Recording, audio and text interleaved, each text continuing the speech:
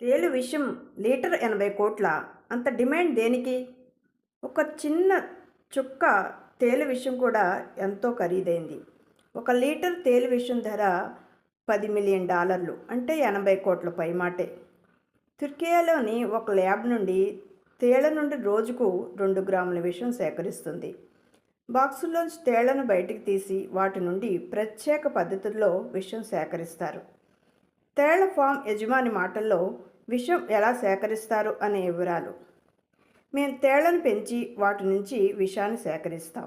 ఆ విషాన్ని గడ్డకట్టేలా చేస్తాం. ఘనీభవించిన విషాన్ని తర్వాత పొడిగా మార్చి విక్రయిస్తాం.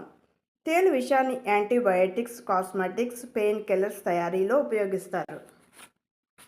ఒక తేలిలో 2 మిల్లీగ్రాముల విషం ఉంటుంది. సాధారణంగా 300-400 తేళ్ల నుండి మేము 1 గ్రామ్ విషం సేకరిస్తాం.